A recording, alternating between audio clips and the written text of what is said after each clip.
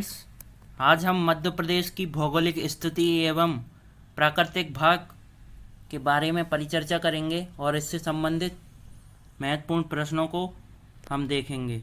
तो सबसे पहले जो हमारा प्रश्न है, अपने निकटतम समुद्र तट से मध्य प्रदेश लगभग कितनी दूरी पर स्थित है?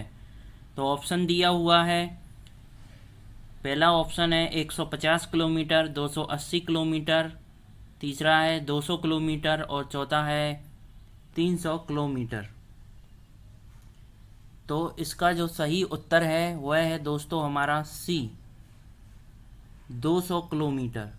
200 किलोमीटर अपने समुद्र तट से लगभग, निकटतम समुद्र से हम इतनी दूरी पर हैं, 200 किलोमीटर की दूरी पर हैं।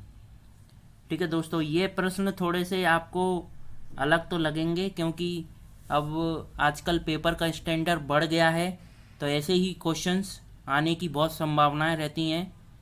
ठीक है, नेक्स्ट देखते हैं। क्रिटेशियस काल में भूगर्भिक हलचलों द्वारा निम्न में से किसका निर्माण हुआ? पहला ऑप्शन है शिवालिक, दूसरा है तिब्बत का पठार, तीसरा है दक्कन का पठार, चौथा है अरावली।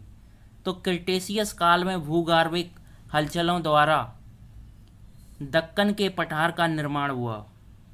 किसका निर्माण हुआ दोस्तों? इसका राइट आंसर है सी, दक्कन का पठार। दक्कन के पठार का निर्माण हुआ।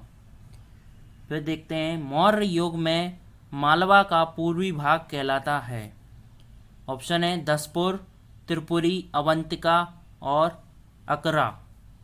तो मौर्य युग में मालवा का पूर्वी भाग है वह अकरा के नाम से जाना जाता है।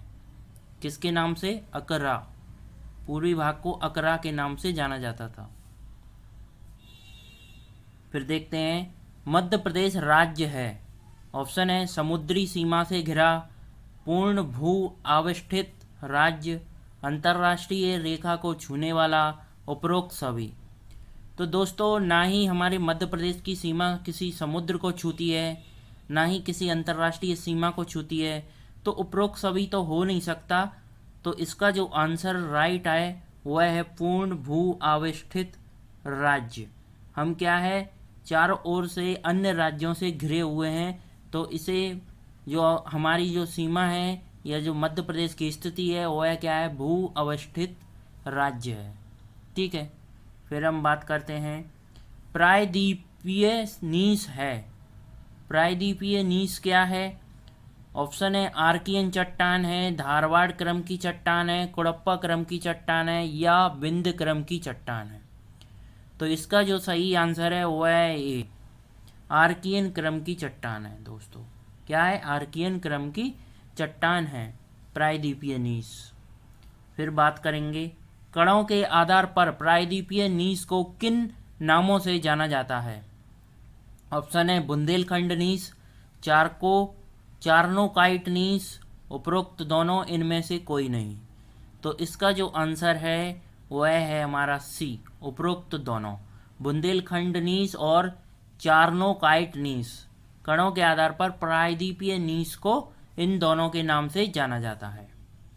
फिर हम देखते हैं, असीरगढ़ का किला किस पहाड़ी पर स्थित है? तो जो असीरगढ़ का किला है वह किस पहाड़ी पर स्थित है दोस्तों? तो इसके ऑप्शन है दुर्गम पहाड़ी, धंजारी पहाड़ी, सिगार पहाड़ी या जानापाव पहाड़ी। तो इसका जो राइट आंसर है वह है दुर्गम पहाड़ी। कहाँ स्थित है? दुर्गम पहाड़ी पर असीरगढ़ का किला स्थित है, दुर्गम पहाड़ी पर। फिर हम और देखते हैं क्वेश्चंस। तो हमारा जो 8 नंबर का क्वेश्चन है वह है, आर्कियन क्रम की चट्टानों को किन नामों से जाना जाता है? पैतृक चट्टानें, प्राथमिक चट्टानें, मूलभूत चट्टानें या उपरोक्त सभी। और यह क्वेश्चन आया पुलिस आरक्षक 2016 में। देखिए दोस्तों, तो इसका जो आंसर है वह है उपरोक्त सभी। पैतृक चट्टानें, प्राथमिक चट्टानें और मूलभूत चट्टानें, इन सभी को आर्कियन क्रम की चट्टानों के नाम से जाना जाता है। ठीक है, नेक्स्ट क्वेश्चन हम देखते हैं, मैकाल श्रेणी की आकृति है। पटवारी 2017 का प्रश्न है दोस्तों। अर्धचंद्राकार, त्रिभुजाकार, चंद्राकार, इनमें से कोई नहीं। तो जो मैकाल श्रेणी की आकृति है वो है क्या? अर्धचंद्राकार है दोस्तों, अर्धचंद्राकार, यानी कि ऐसी ऐसी है। ठीक है दोस्तों। फिर है सतपुड़ा की दूसरी सबसे ऊंची चोटी कौन सी है? ऑप्शन है पारसनाथ, अमरकंटक, धनजारी या गुरु शिखर। तो सतपुड़ा की दूसरी सबसे ऊंची चोटी है वह है अमरकंटक। इसका आंसर क्या है दोस्तों? अमरकंटक सतपुड़ा की सबसे ऊंची चोटी है। दूसरी, पहली है हमारी धूपगढ़। सतपुड़ा की पहली सबसे ऊंची चोटी कौन सी है? धूपगढ़। दूसरी कौन सी है? अमरकंटक। फिर बात करते हैं अमरकंटक पठार के उत्तर से कौन सी नदी प्रभावित होती है? पुलिस आरक्षक 2017 का प्रश्न है। तो अमरकंटक के पठार के उत्तर से जो नदी प्रवाहित होती है उसके ऑप्शन दिए हुए हैं, जोहिला, सोन, महानदी, नर्मदा। तो ये जो है भाई अमरकंटक के जो पठार से, तो हमें पता है उत्तर से नर्मदा नदी प्रवाहित होती है। वैसे अमरकंटक के पठार से 3 नदियां निकलती हैं, लेकिन ये पूछ रहा है पर्टिकुलर उत्तर से कौन सी नदी प्रवाहित होती है। तो उत्तर से भाई हमारी नर्मदा नदी प्रवाहित होती है। फिर है मैकल श्रेणी संपूर्ण मध्य प्रदेश के कितने भूभाग पर विस्तृत है? सतपुड़ा मैकल श्रेणी संपूर्ण मध्य प्रदेश के कितने भूभाग पर विस्तृत है? ऑप्शन है 9%, 15.5%, 11%, 14%। ANM 2016 का प्रश्न है दोस्तों। तो इसका जो सही आंसर है वह है हमारा 11%। सतपुड़ा मैकल श्रेणी संपूर्ण मध्य प्रदेश के 11% भाग पर फैली हुई है। कितने भाग पर?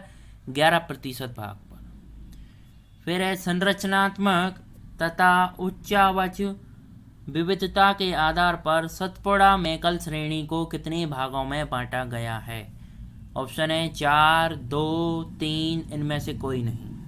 तो इसका जो आंसर है वह है हमारा 3 दोस्तों। 3 भागों में इसे बांटा गया है। संरचनात्मक या उच्चावच विविधता के आधार पर सतपुड़ा मैकल श्रेणी को 3 भागों में बांटा गया है। सतपुड़ा मैकल श्रेणी को वाटरशेड कहा जाता है। सर्वाधिक नदियों के उद्गम के कारण, जलप्रपातों के कारण, वनों के कारण, अत्यधिक वर्षा के कारण। तो सतपुड़ा मैकल श्रेणी को वाटरशेड किस लिए कहा जाता है दोस्तों? सर्वाधिक नदियों के उद्गम के कारण इसको वाटरशेड की संज्ञा दी गई है। सर्वाधिक नदियों के उद्गम के कारण। और यह पटवारी 2017 का प्रश्न है। फिर नेक्स्ट क्वेश्चन देखते हैं। असीरगढ़ पहाड़ी एवं नर्मदा नदी के मध्य स्थित है। निमाड़ का मैदान, जालौन का मैदान, डबरा का मैदान, इनमें से कोई नहीं। तो असीरगढ़ पहाड़ी निमाड़ में पड़ती है। निमाड़ का मैदान है ये दक्षिणी जिला है मध्य प्रदेश का। असीरगढ़ का किला, आपको नाम सुना ही होगा आपने, असीरगढ़ का किला है। तो असीरगढ़ की पहाड़ियाँ एवं नर्मदा नदी के मध्य स्थित है। क्या स्थित है दोस्तों? निमाड़ का मैदान स्थित है। निमाड़ का मैदान स्थित। तो इसी प्रकार दोस्तों ऐसे ही हम क्वेश्चंस आप लोगों के लिए लेकर आते रहेंगे। मध्य प्रदेश की सीरीज आज से हमने स्टार्ट कर दी है। तो ये पहले हमारे आपका रिस्पांस हम देखेंगे किस प्रकार से रिस्पांस रहेगा, उसी प्रकार हम इसे चलाएंगे। और चैनल को लाइक, शेयर और सब्सक्राइब करें दोस्तों।